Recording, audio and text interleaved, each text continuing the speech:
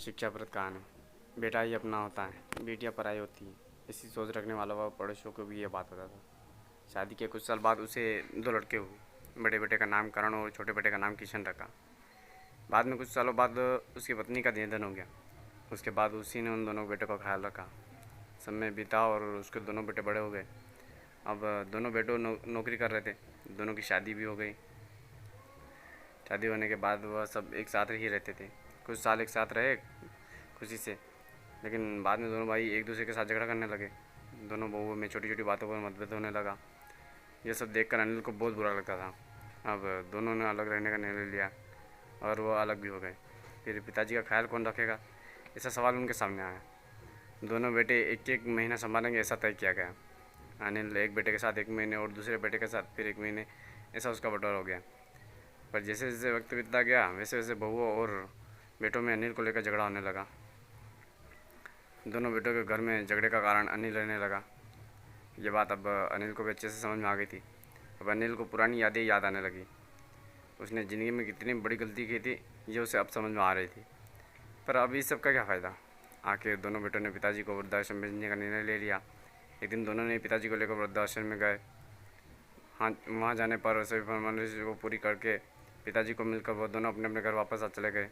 बेटे के घर जाने के बाद अनिल बहुत रोने लगा। उसके बाद वृद्धाश्रम के कई लोगों ने उसे समझाया और वो बहुत दुखी हो गया था। कुछ दिनों में वह एक व्यक्ति से थोड़ा बहुत बोलने लगा। बाद में दोनों की अच्छी दोस्ती हो गई। एक दिन वो दोनों बैठे थे, तब वह व्यक्ति अनिल को अपनी कहानी बताने लगा। वो बोला कि मुझे भी एक बेटा है। वो मेरे साथ छोटी छोटी बातों पर झगड़ा करता था। इस बात से मैं बहुत ऊब गया था। इस वजह से मैंने वृद्धाश्रम में रहने का निर्णय ले लिया।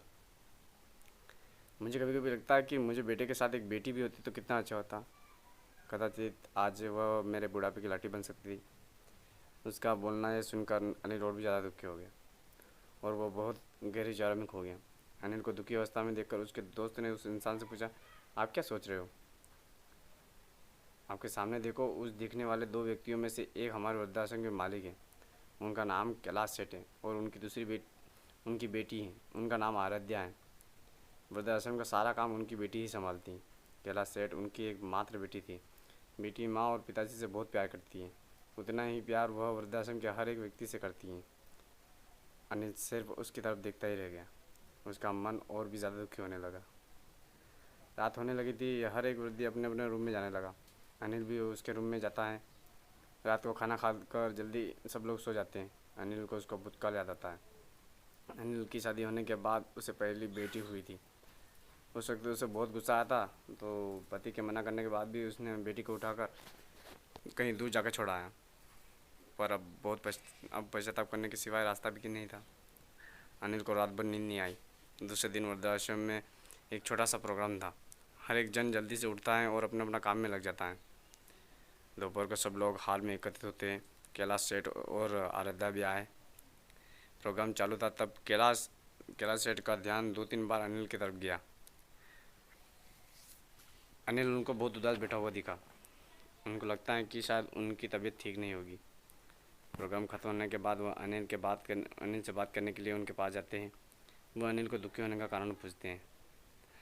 तभी अनिल बहुत रोने लगता है और थोड़ी देर बाद वह अपनी पूरी कहानी उनको बताता है कि मुझे भी पहली बेटी ही हुई थी, पर मुझे बेटी नहीं चाहिए थी, इसलिए मैं गुस्से में आकर उसे छोड़ कर आया।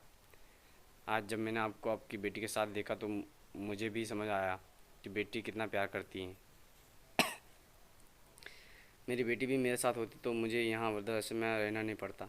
मेरे दोनों बेटों ने मुझे दुख के सिवा कुछ भी नहीं दिया। मैंने किए हुए पापों की सज़ा आज मैं भुगत रहा हूँ। अनिल की सब बातें सुनकर कैलाश सेठ को मन में बहुत दुख हुआ।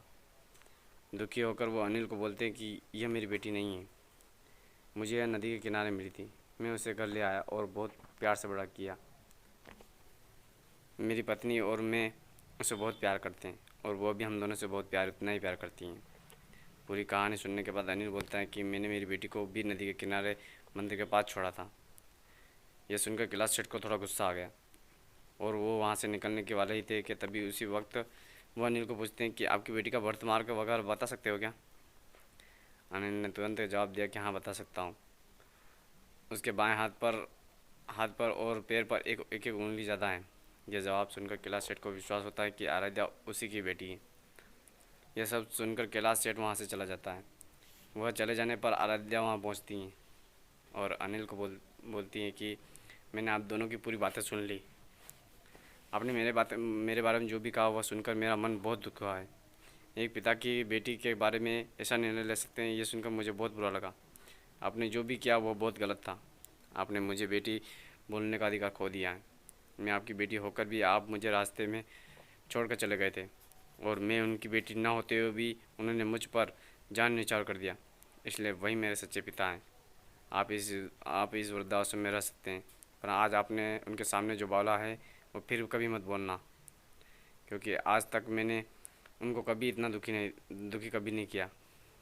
इतना बोलकर आराध्या वहाँ से चली गई। उन्हें सिर्फ आंखों में आंसू लाकर उसकी तरफ देखता ही रह गया और अपने नसीब को दोष देता रहा। दूसरे दिन सुबह किसी को ना बताते हुए अनिल वृद्धाश्रम छोड़ के चला गया। दोस्तों, आपको ये कहानी कैसी लगी हमें कमेंट के माध्यम से ज़रूर बताएं, और आपको अगर कहानी पसंद आती है तो प्लीज़ वीडियो को लाइक कर दें, और चैनल पर नए हो तो चैनल को सब्सक्राइब कर लें और बेल आइकन को भी प्रेस कर दें ताकि ऐसे इंटरेस्टिंग वीडियो आप तक पहुँचती रहे। तो मिलता हूँ फिर ऐसे इंटरेस्टिंग वीडियो में, तब तक के लिए टाटा बाय बाय, जय हिंद जय भारत।